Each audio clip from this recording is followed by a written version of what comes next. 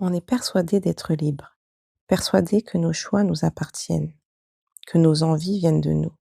Mais si c'était faux, si ce que tu veux aujourd'hui n'est que le résultat de ce que l'on t'a appris à vouloir, famille, amour, société, tout ce qui t'entoure ne te laisse pas vraiment choisir. Ça te façonne, ça t'oriente, ça te conditionne. Et le pire, c'est que tu ne le vois même pas. Tu crois que c'est toi. Alors dis-moi, qu'est-ce qui dans ta vie vient vraiment de toi? Et qu'est-ce que tu continues de vouloir juste parce qu'on t'a appris que c'était ça, que c'était bien? Parce qu'au fond, la vraie violence, elle est là. Ce moment où tu te convaincs que tu es libre alors que tu es peut-être en train de te trahir.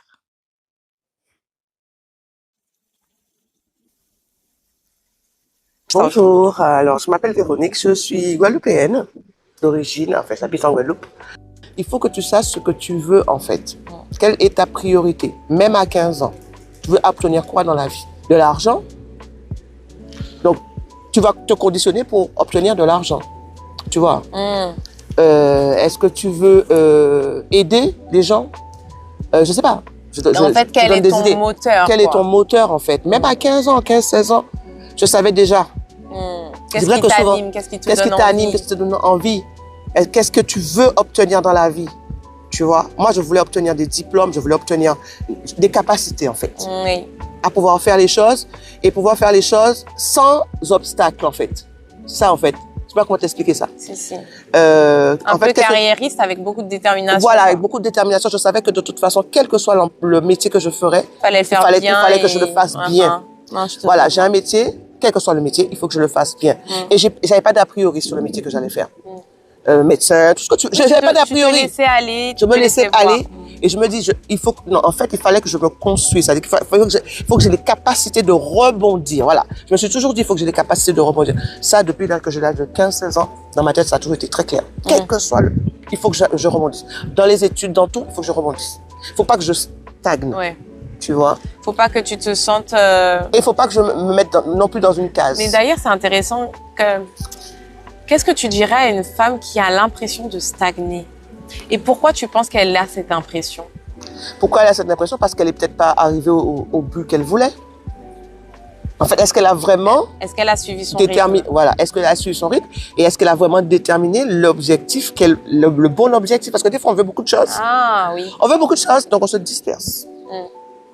Donc, elle a l'impression d'être stagnée parce qu'elle n'a pas... Réduit le champ. Réduit le champ. Souvent, c'est ça. Et le jour où tu dis, je veux quoi exactement? Aujourd'hui, là. Et tu prends ta décision assez rapidement. C'est pour ça que je dis qu'il faut écouter les autres, mais il faut s'écouter. Je veux quoi exactement? Je veux ça. C'est pas je veux un truc qui ressemble à ça, hein. Je veux ça. Tu vois? Ça, je t'ai dit, je veux. Ça, et je vais faire tout. Et j'obtiendrai. Voilà. C'est là que tu commences à... Toi, le cerveau, je l'ai déjà. Et les choses se mettent en place. Je l'ai déjà, les portes s'ouvrent. Et c'est ça. Je l'ai déjà. Et comme je l'ai déjà, je vais faire les actions pour l'obtenir. C'est ça, en fait. Et c'est comme ça que ça fonctionne. C'est comme ça que ça fonctionne, le cerveau.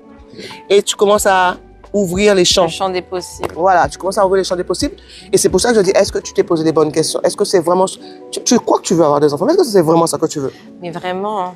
Lol. Et en plus, ça revient même ce qu'on disait par rapport à la maternité. Il y en a beaucoup qui se disent, mais en fait, si on m'avait dit que c'était ça, parce qu'elles ne sont pas prévenues.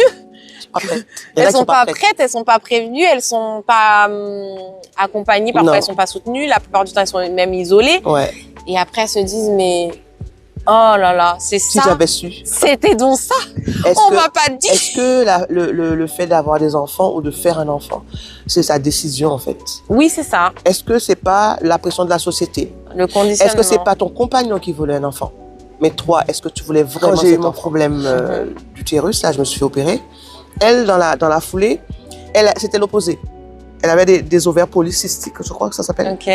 C'est une femme qui a des ovaires. Non, c'est une femme qui a des ovaires d'un enfant, d'une fille de 13 ans. Ah. Ce sont les ovaires qui ne se sont pas développés, en fait. Ok. Et donc, elle n'ovule pas. Moi, c'est l'inverse. Moi, j'avais un utérus pourri, mais j'ovulais, par contre. J'avais des ovules plus. Et donc tu dois te faire piquer pour ça. Tu dois Oui. prendre des hormones à ce moment-là pour développer tes ovaires. Ouais. Et donc tu prends du poids. Et donc machin. Et un jour, elle vient me voir, mais j'avais déjà été opérée.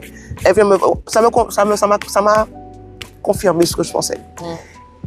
Comment je fonctionnais en fait. C'est pour ça que je continue à fonctionner comme ça. Il y a beaucoup de gens qui ont du mal avec ça. Elle me dit, ouais Véro, tu sais, elle avait pris au moins 20 kilos, parce que quand tu prends des hormones, ça fait ça. Et elle avait pris au moins 20 kilos et tout. Et quand elle est venue me voir, elle pleurait, je lui ai dit, tu sais quoi, on va te dire quelque chose. C'est pour ça que je te dis, j'aime les gens. La première question que je vais poser, est-ce que tu veux vraiment avoir un enfant? Ben oui, parce que... Elle était convaincue que c'était Tu sais, Dieu, l'univers, appelle-le comme tu veux. Dieu ne peut pas te donner ce que tu ne veux pas. Au plus profond de ton cœur. Il ne va pas te le donner. C'est pour ça que je te dis, quelque part, mon cerveau avait déjà entraîné mon corps à ne pas avoir d'enfant. Oui, c'est vrai que ton cerveau il est déjà au courant de ce qu'il a créé pour toi. Oui, parce que la vie que je menais était la vie de quelqu'un qui n'avait pas d'enfant. Je vivais ma life, je roulais en 2 roues. Tu vois, genre... Elle était comme, mettez la bête temps. Hyper féminine, tout ce que tu veux, mais la fille, les enfants, ça viendra en son temps. Chaque chose en son temps. Et je lui pose la question, je lui dis, mais dis-moi, t'es en train de pleurer là, pour ton poids. Tu vois un peu le truc? Tu t'es imposé des piqûres hormonales. Est-ce que même tu pour fais avoir ça, un t'es enfant? sûre de ce que c'est ça que tu veux? Toi, est-ce que... Non, mais je suis obligée de lui poser la question. Parce que je sais quel parcours mental que j'ai fait. J'ai dit, est-ce que tu veux vraiment un enfant? Et là, elle me regarde, elle tourne sa tête, elle tergiverse. La réponse aurait dû être oui, direct. Bah oui. Elle me dit non, tu comprends, c'est mon chéri, nanani, nanana. Ça veut dire que tu n'assumes pas ce que tu es en train de faire. C'est pas ta responsabilité, mais c'est ton corps, tu n'assumes pas ce que tu es en train de faire, mais tu me dis que c'est ton chéri qui veut un enfant. Donc c'est lui qui a un désir d'enfant et c'est pas toi. Et c'est toi qui prends les piqûres. Je lui ai dit, tu vois qu'il y a quelque chose qui va pas. Donc forcément, elle n'a pas bien pris ce que je lui ai dit. Elle n'a pas écouté son corps. Elle n'a pas écouté son corps. J'ai dit, tu as un métier, tu es danseuse professionnelle, tu as pris 20 kilos. Est-ce que tu veux vraiment avoir cet enfant-là? En plus, si tu veux avoir vraiment cet enfant-là, tu ne serais pas en train de pleurer à côté. Tu ne serais pas là en train de pleurer. Oui. Tu ne serais pas là en train de pleurer. Oui. Sur tes 20 kilos que tu as pris. Parce que tu le veux. Tu l'aurais voulu avec les kilos. On est d'accord? Donc, j'ai mis le doigt dessus. Et son compagnon qui m'appelle, qui me dit, ouais, tu n'aurais pas dû lui dire ça. Je dis, pourquoi je n'aurais pas dû lui dire ça? C'est mon ami. Et puis c'est la vérité. C'est mon ami. Donc, je lui ai dit la vérité. Bah, elle serait pas en train de pleurer, et d'ailleurs, encore une fois, je vais revenir là-dessus, c'est mon ami. Donc, je l'aime beaucoup. Donc, je lui mets la vérité en face pour qu'elle puisse comprendre que c'est pas comme ça que ça fonctionne la vie. Que la décision, c'est à elle de la prendre, pas à l'autre. C'est son corps, il faut qu'elle l'assume. Moi, c'est comme ça que je fonctionne. Ou bien, en tout cas, parce qu'elle avait pris sa décision aussi, d'une certaine manière. Et qu'il faut pas venir pleurer. Voilà, faut assumer, en fait. Faut assumer. Tu as pris ta décision, parce que là, du coup, tu avais un choix face à toi, tu as fait ce choix. Maintenant, il faut aller au bout. Si les choses, ça pique. Assume. Assume et avance. Assume et avance. Mais ne viens pas vers moi, qui ne peut pas avoir d'enfant, qui connaît le problème, on va dire à l'inverse, mais c'est le même problème. Comment tu veux que je te réponde? Je lui ai dit, mais comment tu voulais que je te donne quelle réponse en fait? En plus, elle savait quelle réponse elle venait chercher dans ta bouche, parce qu'elle te connaît en fait. Elle me connaît, elle sait comment je fonctionne. Je dis, donc je comprends pas là. Pourquoi il m'appelle, il commence à me disputer au téléphone, je raccroche. Je lui raccroche au nez. En gros, c'est pas toi qui es concerné, mon chéri. C'est pas toi. C'est elle. C'est son corps. Non, c'est son corps. C'est son corps. Tu veux avoir un enfant avec elle, mais c'est son corps. Je peux comprendre, mais dans ce cas, elle ne serait pas en train de pleurer chez moi. Donc, il y a un problème quelque part entre vous, je ne sais pas. Et après, on s'est plus ou moins... Voilà. Mais tu crois que ça m'a empêché de continuer à vivre? C'est pas ma vie. Elle a eu son enfant finalement? C'est pas mon corps. Donc, moi, j'avance. Non, ils se sont séparés 2 ans après. Elle n'a pas eu? Non, elle n'a pas eu. Toute cette piqûre? Pour rien. Aïe, aïe, aïe, aïe. C'est une Martiniquaise. Elle est revenue vivre en Martinique. Elle vit en Martinique. Elle est comme ça. J'ai dit voilà. Donc finalement, qui avait raison? Qui avait raison? Forcément, si ils se sont séparés, c'est qu'elle a pris une décision à un moment. C'est-à-dire que le gars s'est peut-être séparé d'elle parce qu'elle ne peut pas avoir un enfant. Donc ça veut dire que c'est quoi le plus important pour lui? C'est pas toi. En plus, si ça se trouve, après, elle a eu des enfants, mais avec quelqu'un d'autre. Parce que quand vous forcez, peut-être qu'il y avait quelque chose qui n'était pas destiné pour vous. C'est pas toi qui l'intéressait. C'était le fait de faire un enfant avec toi. C'est différent. Oui. Ça va loin, cette façon de penser. Mais avant tout, quand tu es avec quelqu'un, si tu aimes la personne, si tu aimes profondément la personne, tu l'acceptes telle qu'elle est.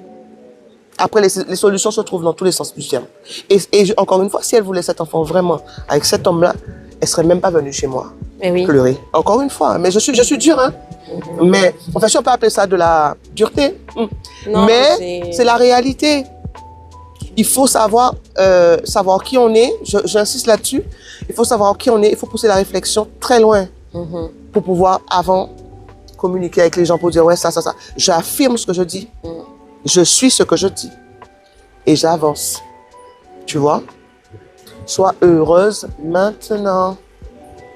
Moi, je suis alignée. Hein, j'aime beaucoup. avec qui je suis. Je suis alignée dans le sens où ce que je dis, j'essaie de l'appliquer au quotidien. Que ce soit dans le domaine familial, que ce soit dans le domaine amical, que ce soit dans le domaine professionnel, même sentimental. J'essaye, c'est pas toujours évident. Hein, Oui. parce qu'on est des humains. Hein. On peut tomber, on peut pécher, on peut tout ce que tu veux. C'est un travail de longue haleine et... Mais c'est pas simple. Hein. Bah, c'est plus facile d'être de l'autre partie, mais bon, est-ce que c'est plus valorisant? Ouais. Du coup, et puis, encore une fois, cette façon de penser ou cette façon d'être, ça me rend libre. J'ai l'impression, je sais que je suis libre. Libre des dictats de la société, comme quoi il faut avoir des enfants, comme quoi, non, je refuse. Je garde ma liberté dans ce sens-là. On est obligé de rien. Je garde, pareil, mais je travaille, donc ça veut dire que je travaille, je suis salarié, mais je travaille en toute liberté dans le sens où je choisis ce que je fais. Comme je choisis ce que je fais, que je le fais, je suis libre dans ma tête. On me force pas. Tu vois ce que je veux dire? Tu sais, en fait, c'est comme quand je travaillais en tant qu'éduc, je savais que si je voulais partir demain, pourtant j'étais en CDI, hein, mais je savais que si je voulais partir demain, je partais. Et d'ailleurs, c'est ce que j'ai fait. Ça offrait à mon travail une autre qualité et une autre dimension. Mais bien sûr. J'étais la perle à ne pas perdre. Laisser partir. À ne pas laisser partir parce que dans ma tête, je suis désolée, je viens. En plus, c'était même pas pour dire je viens, je fais mes sous. C'est je viens, je vais être avec d'autres humains qui ont besoin de mon accompagnement. Et je vais mettre mes compétences. Voilà, au service de l'autre. Voilà, exactement. Et en fait, du coup, je venais au travail en mode, je sais ce que je fais et tu es bien avec ça. Bien. Ben ouais. Et donc du coup, donc je vois très bien ce que tu veux dire parce que voilà. Et je dis tout le temps, les métiers ont... même si j'ai ces capacités-là, ces compétences-là pour ce poste-là, et que je donne le maximum, et ça c'est ma devise, quel que soit le boulot que tu fais le bien. Oui. Ne le fais pas à moitié et ne fais pas semblant de le faire. Oui. Fais le bien. Sinon, ne le fais pas. Ouais. Ne le fais pas. Et tout ce que tu fais d'ailleurs. Mais dans cet état d'esprit-là, je te dis, tu arrives au boulot, tu es. Mais oui, tu vis bien. Et c'est pour ça que je peux te dire que personne n'est indispensable. Oui. Moi, si demain je pars. C'est ça. Mais pendant que j'ai été là, pendant qu'on t'a bien supplié, après on te remplace. Pendant que j'ai été là, je sais ce que je connais ma valeur. Mais je sais, mais non. Il faut connaître ta valeur. Tu sais que après tout ça d'années, j'ai entendu dire qu'on parlait encore de moi là où j'ai travaillé en tant qu'éduc. Or que ça fait bien 10 ans. D'accord. Que t'es parti. Donc forcément, t'as laissé une trace. T'as laissé quelque chose. Et c'est important de laisser une trace quelque part. Même infime. Mais il y a des gens, ils passent et on les oublie. Ouais, oui. On peut pas t'oublier. Mais moi, ouais, non. On peut pas t'oublier. On dit, cette fille-là, c'est moi. Tu comprends? Non, mais c'est vrai. Quoi qu'on dise. Ouais, non, si. Ben voilà, je te remercie, ma Véro. J'espère que ce format interview en Guadeloupe t'aura plu. Et je te souhaite de profiter de ta journée, de ta soirée, de ta nuit. Je te demanderai de liker, commenter et partager cette vidéo au plus grand nombre. Et en attendant, on te fait d'énormes gros bisous. Bye bye ma bella. Salut. On a parlé comme si il n'y avait pas la caméra. Non mais c'est ça.